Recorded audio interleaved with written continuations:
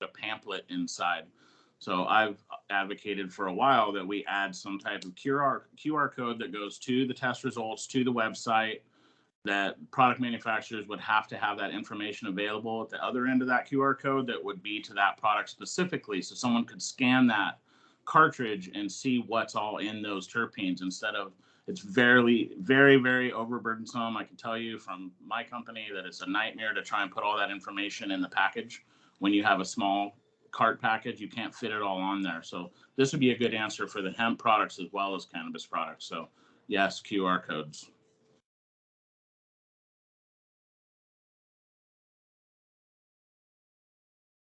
Okay, does anything else need to be addressed on the importing cannabinoid hemp from out of state? You guys feel good with that one? Do we move on? Okay. Wholesale distribution of cannabinoid hemp within state. I would guess, what does that look like? And Sunny, is that already covered? Is there anything more that needs to be done with that? Maybe the secondary handling that's coming in the rules covers this, but I thought this was already something that is already licensed. Movement of wholesale bulk extracts and concentrates. Is that what you're talking about, Rep. Morgan? I don't know. It's a bullet point. It doesn't have more detail. I'm thinking yes, but. So we do have rules in place for documentation that must accompany any transfer of an extract or concentrate or like that intermediate product from one license, currently one licensee to whoever that secondary processor is, as well as a limitation on THC concentration. It cannot be more than 5%. So if I made an extract out of raw material, it can't be more than 5% THC. And then if I shipped it to Brent, I would have to have a copy of test results and my license with that bulk extract when I shipped it to him. And I also have to maintain records that I manufactured it, who I got the plant material from, and who I shipped it to. That's currently in rule. Having the secondary handler, they will also have record keeping requirements, the same as a current handler. So Brent, in receiving that, would then have to maintain information on who he received it from, any associated test results, what products he made out of it, and who he shipped those products to. Stephen? One of the places where I think this might be getting at is like the contract manufacturing or white labeling, where a unlicensed business has a licensed handler manufacture a product for them. They receive that bulk processed material, and then they do the packaging and labeling of that themselves. And my understanding is that activity would not currently be covered.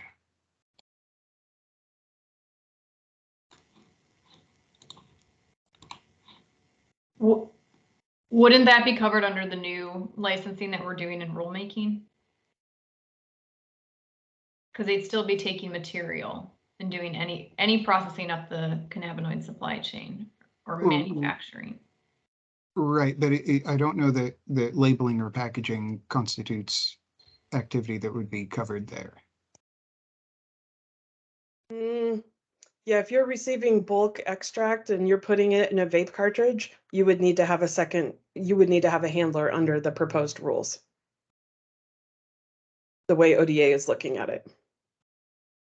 Because you're taking that bulk concentrate and turning it into the vape cartridges. You're not the final retailer selling it to the end user. So Sunny, and the proposed rules would be in place before the licensing goes into effect in January. So that would be in effect this year? It would be in effect for January forward, because those licenses are based on the calendar year. Okay. It sounds to me that would, go ahead, Brent. I was just going to say, is Stephen, are you talking about giving the bulk oil. So the bulk oil comes to me, licensed person, and then I'm giving it out to someone and they're going to fill the cartridges at their spot, or, okay. Or even just, you know, making a bulk batch of gummies. You know, you as the handler licensee make the hemp extract infused gummies, and then ship that bulk lot of gummies back to the person who contracted you to manufacture it, and then they put those into whatever finished packaging, apply the labels, that sort of thing. So I guess, so that's how it, right now that's not addressed. Sonny, did you say it was, or potentially gonna be, as far as? It will be, yeah, and we can make sure that the definition encompasses those folks. So But that was my intent. What's the thought on that, though? Is that a problem to send the company from Texas wants me to make hemp gummies and ship them to them? Is that a problem? Nope. I don't think so. Okay, So it sounds, we're talking about being tracked, essentially, where it went to, at least. well, I think we haven't really got to the labeling, and labeling, I think, is going to be another conversation on another day to be specific. But before we go to the labeling, I think we wanted to have the presentations on the GMP stuff before we, even the next part of the agenda, I'm going to say we got to put off until after we get the GMP presentations. And then we talk about track and trace, we talk about GMP, and we talk about labeling. And because it's all going to encompass that. And I think we're almost there, but we're not there yet. But if I'm hearing correct, based on what Sonny's saying, and they're going to make sure the rules recommendation language covers that loophole that Stephen was talking about. And therefore, we should be covered for the wholesale distribution of cannabinoid hemp in state by the new handler rules that are being proposed by ODA. Am I hearing that correct? Correct. I'm all good for that, unless anybody thinks there's something else we need to do there. Okay, awesome. So we've kind of touched on retail sales of cannabinoid hemp, in-state businesses, out-of-state businesses selling direct to in-state consumers. Is there, I think through the conversation so far, we've heard maybe a product registration versus licensing for every individual. But before we go there, Andre, retail in Oregon with other products, there is some kind of requirement for selling tobacco at the retail level. Do you know what that is? And could you describe that before we close off that conversation? I mean, generally, anyone that sells tobacco at retail in the state of Oregon now has to be licensed, and they are licensed with the Oregon Health Authority. So if they don't hold a license and sell tobacco products, then there are going to be penalties for that. But the individual products themselves, you know, aside from the federal tax, I don't think are licensed. It's just the retail of tobacco products, I believe.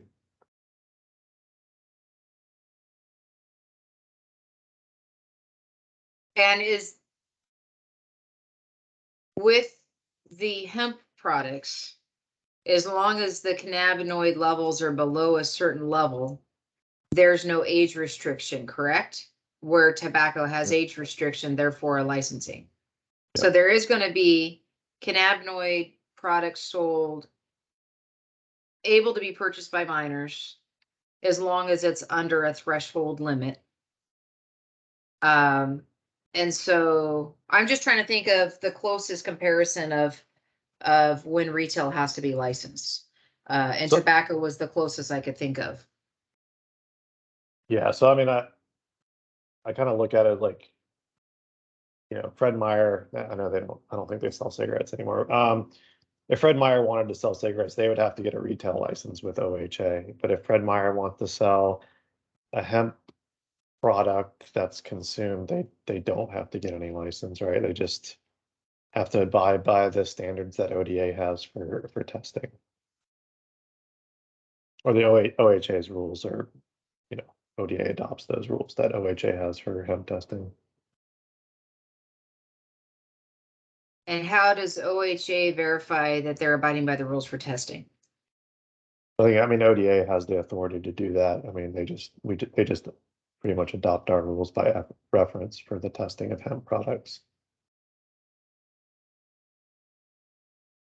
So Sonny, if I'm incorrect, but I think if, there was a hemp product that somehow they found out wasn't, had too much THC in it, then ODA has the enforcement authority there against that manufacturer. Yeah, that's mostly correct. I think there's some overlap now after House Bill 3000 between OLCC and ODA for enforcement, because OLCC set the milligram restrictions for hemp products. So we haven't had one of those come up yet, but when we do, we're working with DOJ to figure out exactly who has what authority there.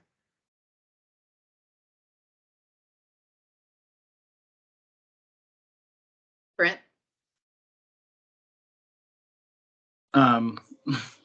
A lot in between there, but I think, yeah, the licensing of cigarettes obviously makes sense. I think that it's hard to find a reference for the hemp products comparable to something like that. I mean, there is a tremendous amount of oversight federally on what cigarette manufacturers can use in their products. So I think by letting them come in, I think that's a money thing too, though. We're not necessarily trying to gain revenue off of having people license.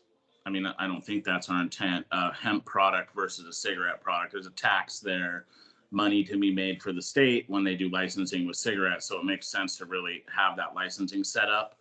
But in this instance with hemp products, I don't think that's the intent. I think just keeping an eye on what they're doing. And I think consequence wise, what I heard from the California, man, I forget, Amanda may be able to tell you how much it was, but the fine was pretty strict on ability to, if someone, even from out of state, once they have their product registered, has a product fail for a banned product, the fines are what's gonna keep people from trying to bring that product back to Oregon. If it, I don't know if you can take away their licensing or as far as their product registration, but I think the fines are going to be we definitely need to have some language around what fines would be available for out-of-state product manufacturers that are skirting through the regulations.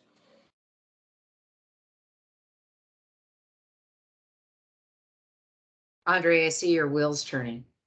Do you have thoughts, or were you just processing? A little processing, and I do have thoughts. I mean, I think it gets more complicated when you're regulating the product or licensing the product. There's additional burdens on both the business and the state. I think from a public health perspective, what's more important than licensing is traceability of the product. So if there is something adulterated with the product and causes, illness, then as public health agency, we would want to trace the origins of that product back to its manufacturer so we can figure out, okay, what's making people sick. And to get the products off, out of the market, right? Like get them off the market so they're not sold or used anymore. And I don't think a licensing program for each type of product it doesn't necessarily accomplish that. I mean, it could, but I think there's other ways to do that traceability without having full licensure. And I'm just trying to put on not only my public health hat about what we want to prevent. We want to prevent people from getting sick, but also I am cognizant of the burden on businesses. No, I appreciate that because it is a concern. But we also don't want to have a loophole that is so burdensome to our Oregon businesses that out of state have an advantage, and it puts our own businesses out.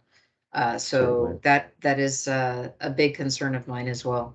Okay, so I am hearing that for retail, we want to make sure that kind of the tracking labeling, tracing labeling or whatever that is, we're going to bring that back on another day. But as far as actual certification and that, we're not recommending that at this time, unless anybody objects. And so. What was that again? I don't know. What did you say? Just kidding.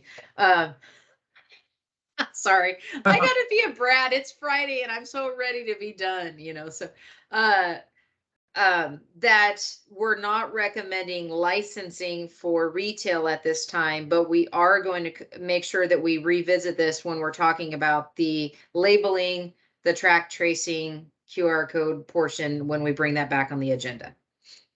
Yes. Okay. So based on all those fun notes taken today, I think if I summed it up, of the 4 bullet points on the secondary market and licensing, we're going to come back with retail being at the labeling tracking process. The wholesale distribution, we believe, will fall under the ODA rulemaking, as well as the kind of the imported cannabinoids will go through that process as well. And then the secondary product manufacturing is already going to be dealt with through the ODA rulemaking. Is that a fair summary? Okay. Yes. Go Sunny and ODA for having rulemaking to take this to the next level. And that's exciting. I know the question of additional resources being needed to handle additional volumes of stuff will probably come through the rulemaking and be brought to the legislature. I don't necessarily think this group would need to address that for what we talked about today. It may be something that we need to make sure to ask that question again when it comes to resources for making sure the tracking, tracing, labeling is all done. And also based on your rulemaking, you guys will have to bring back to us if we need more resources. It just won't be this group to do it for that portion. So I'm gonna propose that we give you 25 minutes back in your day.